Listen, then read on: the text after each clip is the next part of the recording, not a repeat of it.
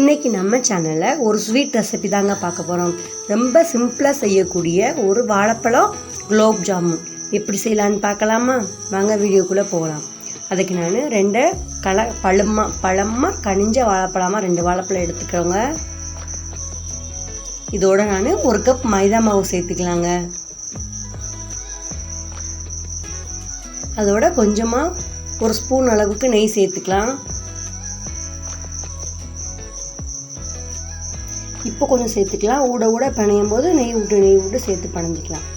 இப்போ வாழைப்பழம் மைதா மாவு எல்லாத்தையும் சேர்த்து ஒரு சப்பாத்தி பதத்துக்கு வர அளவுக்கு நம்ம பிணைஞ்சிக்கலாம். ஒருவேளை உங்களுக்கு மாவு காணலைன்னா நீங்கள் பால் பவுடர் சேர்த்துக்கலாம். ஒருவேளை உங்களுக்கு கட்டியாக இருந்துச்சுன்னா காய்ச்சி ஆற வச்ச பாலை லேசாக சேர்த்துக்கலாம். ஊட நெய் ஊற்றி நம்ம பிணைஞ்சிக்கலாம். பார்த்திங்கன்னா பிணைஞ்சு ரெடி ஆயிடுச்சு.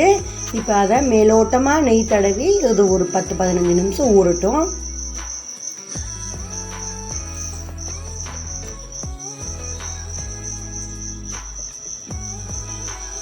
இது ஒரு பக்கம் ஊறட்டுங்க. இன்னொரு பக்கம் நம்ம சீனி பாகு ரெடி பண்ணிடலாம். அதுக்கு ஒரு கடாயில் ஒரு 2 கிளாஸ் அளவுக்கு தண்ணி ஊற்றிக்கலாம்.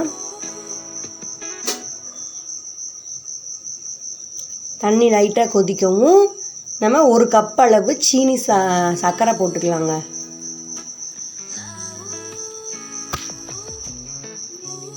கிட்டத்தட்ட அது ஒரு 200 கிராம் இருக்கும். எல்லாத்தையும் நல்லா கரைஞ்சி அது கொதிக்கையிலே நம்ம ஒரு ஏலக்காயை தட்டி போட்டுக்கலாம் வாசனைக்காக. இப்போ பாகு ஒரு பக்கம் ரெடி ஆகட்டும். பார்த்திங்கன்னா ரெடியாகி ஆற வச்சுக்கலாம். இன்னொரு பக்கம் நம்ம பிணைஞ்ச மாவை குட்டி குட்டியாக உருண்டையாக நம்ம இப்படி செஞ்சுக்கலாம். அப்புறம் இந்த செஞ்ச உருண்டையை இப்போ நம்ம ஒரு எண்ணெயில் பொரிச்சு எடுத்துக்கலாம்.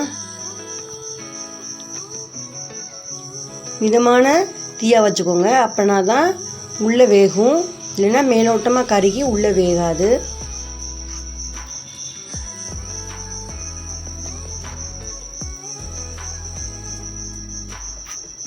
பார்த்திங்கன்னா சூப்பராக பொன்னிறம் ஆயிடுச்சுல. இப்படி இந்த கலர் வரணுங்க.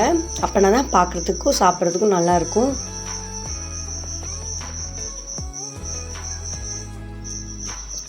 இது வந்து ரெடி ஆயிடுச்சு. இப்போ எடுத்து வச்சுக்கலாம். இதே மாதிரி நான் செஞ்ச எல்லாம் போட்டு பொரிச்சு எடுத்துக்க போகிறேன்.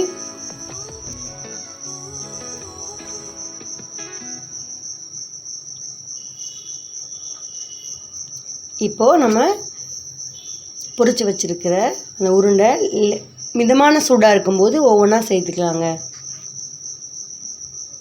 எல்லாத்தையும் சேர்த்து ஊற வச்சாச்சு.